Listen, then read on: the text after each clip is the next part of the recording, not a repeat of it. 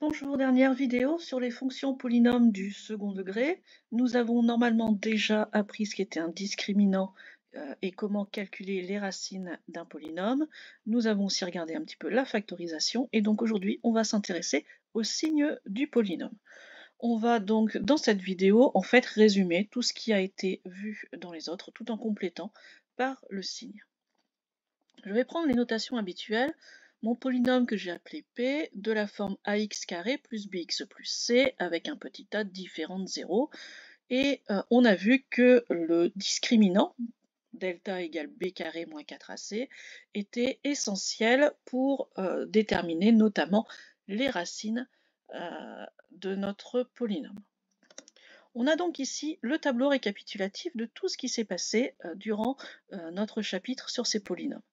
Tout d'abord, le cas le plus simple, si delta est négatif, nous n'aurons pas de solution à l'équation ax carré plus bx plus c égale 0, c'est-à-dire que nous n'aurons pas de racine à ce polynôme.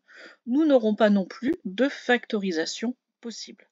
La forme ici développée et réduite ne pourra pas donc être factorisée. Au niveau de notre courbe représentative, notre parabole ne va donc pas pouvoir couper l'axe des abscisses puisque nous n'avons pas de solution à l'équation égale à 0. Donc soit si petit a est positif, notre parabole est toujours au-dessus de l'axe des abscisses, soit si petit a est négatif, notre parabole va toujours être en dessous de notre axe des abscisses. Au final, notre polynôme va donc garder sur l'ensemble des nombres réels le signe de petit a. Donc aucun changement de signe. Si maintenant delta est égal à 0, nous avons vu qu'il y avait une racine double. Donc x0 qu'on est capable de calculer avec moins b sur 2a, et notre polynôme ne va s'annuler qu'à cet endroit-là. On a vu la factorisation, a facteur de x moins x0 au carré, et comme nous n'avons qu'une solution à notre équation égale à 0, nous n'avons qu'un point d'intersection avec l'axe des abscisses qui est ici représenté en noir. Ce point d'intersection, c'est le sommet de la parabole. Donc si A est positif, notre parabole va donc tout d'abord être décroissante, affleurer l'axe des abscisses, puis repartir. Et de même, si A est négatif, cette fois-ci en inverse, nous allons avoir d'abord une fonction qui va être croissante. Notre parabole va effleurer à nouveau l'axe des abscisses, puis repartir aussitôt. En fait, l'axe des abscisses servira de tangente à notre courbe. Et on voit que notre polynôme va donc garder toujours le signe de petit a en s'annulant simplement au niveau de x0. Donc voilà comment on peut le résumer dans notre tableau de signes. Donc on va aller placer notre racine double moins b sur 2a, on va placer le 0 en dessous, et puis le signe de a va se répéter de chaque côté. Donc si petit a est positif, on aura du plus 0 plus. Si petit a est négatif, on aura du moins 0 moins.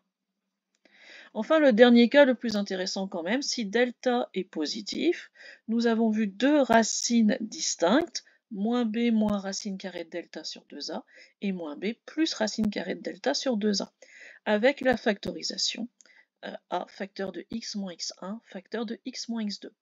À ce moment-là, ma parabole va couper l'axe des abscisses en deux endroits, nos deux racines, x1 et x2. Si notre petit a est positif, on a donc tout d'abord une fonction décroissante, donc on vient du plus.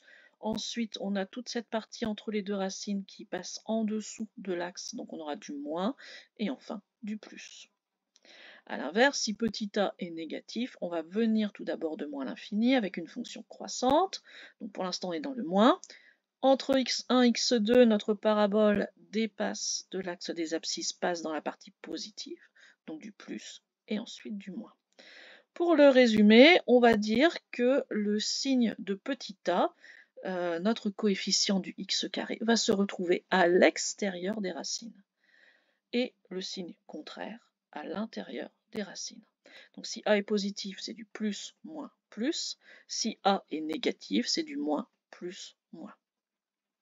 Si on regarde ces trois tableaux, En fait, pour résumer encore plus simplement, c'est que quel que soit notre delta, en fait, on a du signe de A quasiment partout. Le signe de ce petit a va se retrouver partout, sauf à un endroit, entre les deux racines, x1 et x2, si mon delta est positif.